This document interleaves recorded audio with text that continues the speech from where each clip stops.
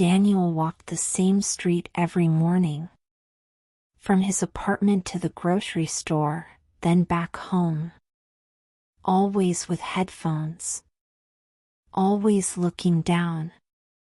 He didn't like small talk. He didn't like being noticed. At 19, he had never had a job. His world was small. Safe. Quiet. But that morning was different. As he passed the corner bakery, the one with the warm smell of bread and soft music playing inside, something caught his eye. A piece of paper taped to the window. Big letters written in red marker, help wanted, no experience needed. He stopped walking.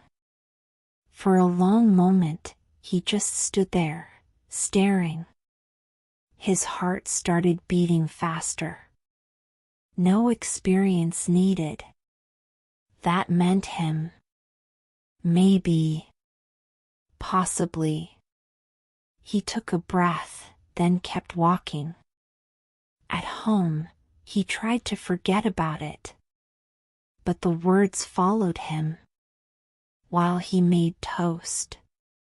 While he opened his email. While he sat in front of a blank document, pretending to write something important. He thought of the money in his bank account. Almost gone. He thought of his mom, working double shifts, saying, "You should try something, Daniel. Anything. Just try." He picked up his phone, stared at it, and put it back down. Then he stood. Walked to the mirror. Fixed his hair. Changed his shirt. And without thinking too much, walked back to the bakery. If you're learning English through emotional stories, subscribe to English Learn Day. Improve your listening, feel every word, and grow your vocabulary naturally. The bell above the door rang softly when he stepped inside. The smell hit him like a warm blanket. Fresh bread. Coffee. Vanilla. There were only 2 people behind the counter. One of them, a woman in her 40s with a red apron and tired eyes, looked up. "Can I help you?" she asked. Daniel felt his throat tighten. His hands were cold. But somehow, the words came out. "I saw the sign. About the job." She nodded slowly, looking at him closely. Not unkind. Just curious. "Have you ever worked in a bakery?" He shook his head. "No, any customer service experience?" Another shake. "No," she smiled slightly. "At least you're honest." Daniel wasn't sure what would happen next. But for the first time in a long time, he had stepped into the world. And the world had answered with a question, not a door. The woman behind the counter walked over to a small shelf, pulled out a piece of paper and a pen, and handed them to Daniel. "It's just a basic form," she said. "Fill it out, and we'll talk after." He nodded and took a seat near the window. His hands were still cold. The chair creaked under him. The form looked simple: name, phone number, availability. But to Daniel, it felt like an exam. A quiet pressure settled in his chest. He wrote his name. That part was easy. Then his number. Also fine. But under work experience, he paused. There was nothing to say. He looked around the bakery.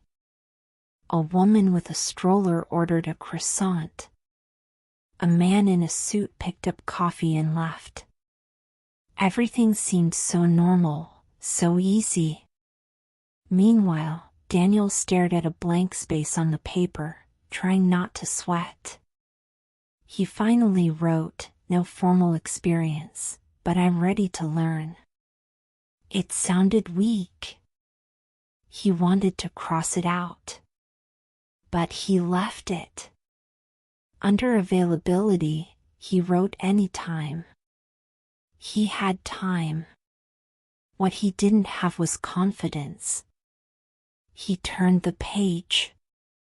More questions. What are your strengths? Another pause.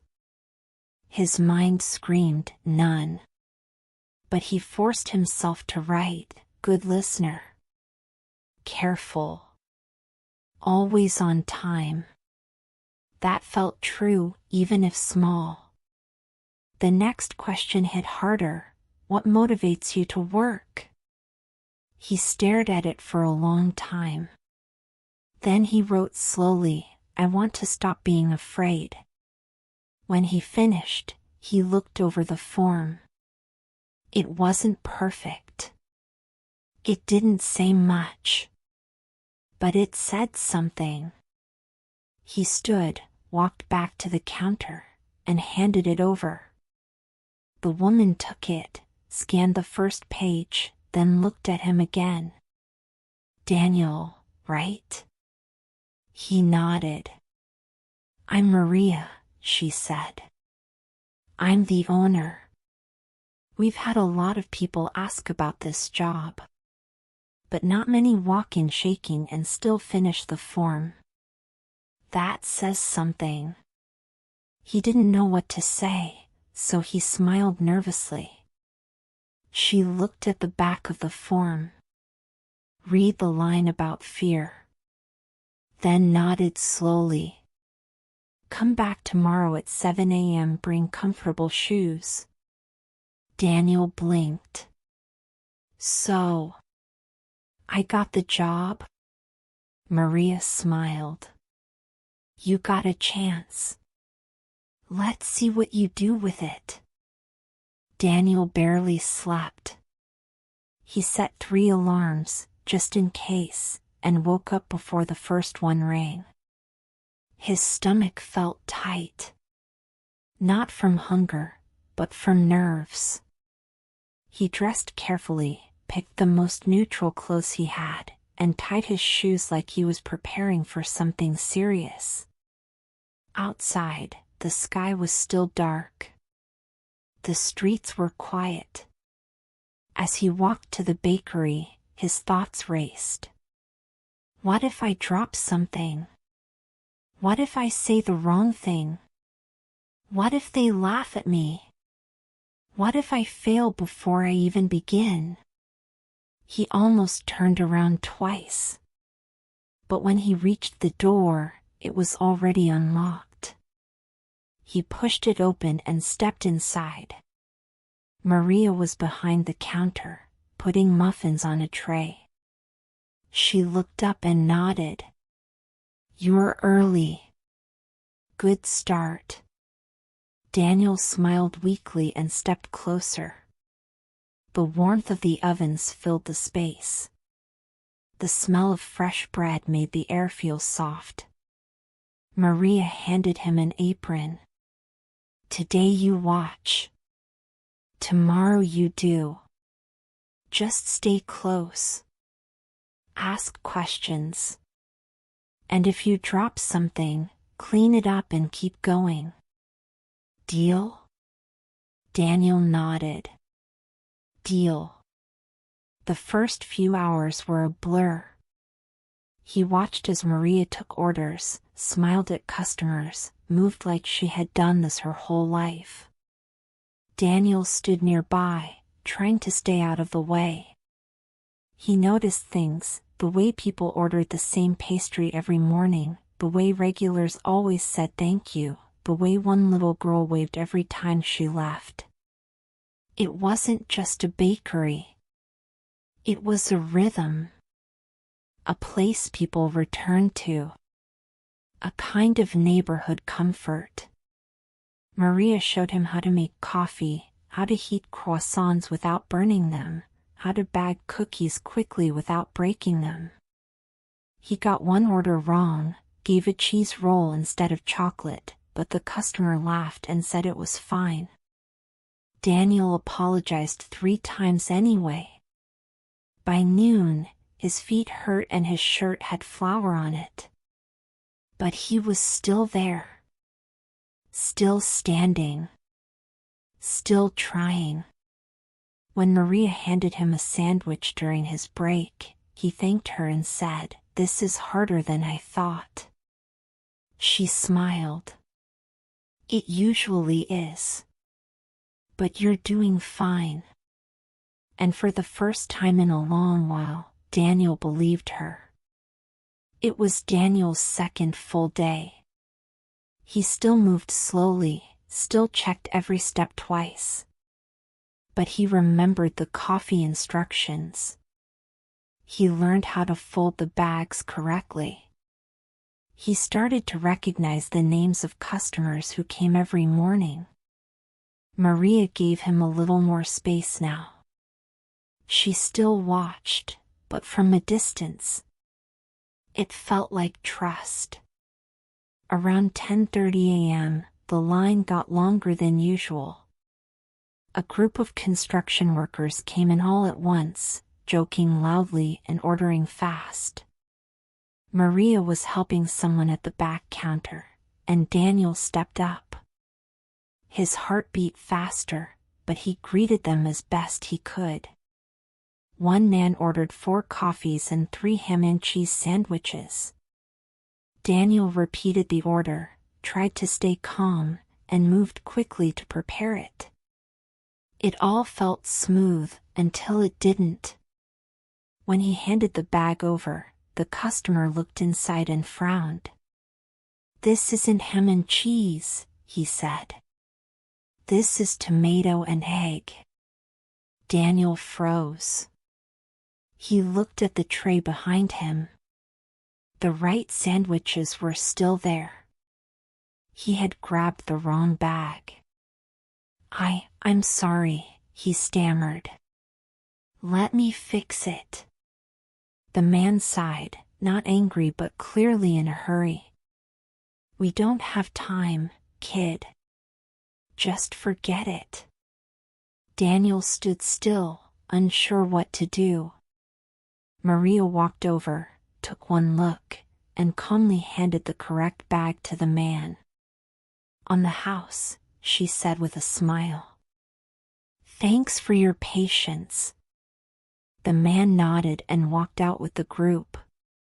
Maria turned to Daniel. "It happens," she said. "You okay?" He nodded slowly. "I feel stupid." "You're not," she replied. "You're learning." "That's not stupid. That's brave." She walked back to the counter like nothing had happened. Daniel exhaled, picked up the wrong sandwiches, and put them in the back. His face was red. But his hands stopped shaking. Not because he didn't care, but because he had survived it. A mistake. In public. And no one yelled. No one fired him. He kept working. And somehow, it got easier after that. By the end of the shift, he found himself smiling at a customer without even thinking about it. That was new. And he liked it. By the end of the week, Daniel was moving faster. Not perfect, but smoother. He didn't check every step like before. He still made small mistakes, but he corrected them quickly. Maria let him handle the counter alone for short moments. And slowly, his shoulders began to relax. On Saturday morning, the bakery filled up early. A man in his 60s came in, gray beard, tired eyes, suit jacket with a missing button. Daniel had seen him before but never served him directly. The man always ordered the same thing, black coffee and a slice of banana bread. Nothing more. That day, Daniel took his order with a steady voice, gave him the correct change without double-checking, and even said, "Have a good morning, sir." The man stopped, looked at Daniel, then smiled, just slightly, and said, "You're new, right?" Daniel nodded. "Yes, sir." The man took a sip of his coffee and replied, "You're better than the last guy. Keep it up." Daniel blinked. "Thank you," he said, not sure if it was real. The man walked to his table, and Daniel stood behind the counter, frozen for a moment. It wasn't a big moment. No handshake. No applause. Just a sentence. But it hit deep. It wasn't about the comparison. It was about being seen, recognized, worthy of a kind word. Later, during his break, Daniel sat outside on a bench with his sandwich and a bottle of water. He texted his mom, "The job's going okay. Someone said I'm good at it today." She replied with a string of heart emojis and "I told you so." He smiled to himself. The city moved around him. Buses passed. People walked by, busy with their lives. And for once, Daniel didn't feel like someone watching the world from behind a wall. He felt part of it, even if just a small piece. When he returned inside, Maria looked at him and said, "Next week, I'll teach you how to open the bakery." Daniel raised his eyebrows. "You trust me with that?" Maria smiled. "You're earning it." And in that quiet, ordinary moment, Daniel felt something new in his chest, pride. 1 week turned into 2. Then 3. Daniel now knew how to open the bakery, unlock the front door, turn on the lights, start the coffee machine. He knew which pastries sold out first and which customers preferred warm bread. He learned to recognize people by their shoes, their way of standing, the sound of their voices. The fear didn't vanish overnight, but it got smaller, softer. He still hesitated sometimes, still forgot things. But he no longer felt like an outsider in the room. He belonged. One morning, after cleaning the glass display, Daniel looked at the same window where he had seen the job sign weeks before. The paper was gone now, replaced with a colorful poster for a spring special. But he remembered every word from the old one: help wanted, no experience needed. It had felt impossible then. Too big. Too risky. He had almost walked away. Almost kept going. But he didn't. Maria noticed him staring. She came over with a rag in her hand and smiled. "You look like someone thinking too hard." Daniel laughed softly. "I was just remembering the first time I came in. I almost didn't." "But you did," she said. "That's the part that matters." Later that afternoon, a teenager walked in nervously. Thin shoulders. Hoodie too big. Eyes avoiding contact. Maria whispered to Daniel, "He's here for the open position." Daniel blinked. "There's an open position?" "There is now," she said, then handed Daniel the application form. "You give it to him." Daniel walked over, held out the paper, and smiled. "It's just a basic form," he said. "Fill it out, and we'll talk after." The boy looked surprised, but took the paper and sat down. Daniel returned to the counter and stood beside Maria. She didn't say anything. She didn't have to. In that moment, Daniel realized something simple and powerful. He wasn't the new one anymore. He wasn't just trying. He was becoming. He glanced back at the boy filling out the form and thought, "I know exactly how that feels." And he knew this for sure. Sometimes, the bravest thing you can do is step through the door. If this story touched something in you, don't stop here. Subscribe now for more stories that help you learn English, not just with words, but with heart.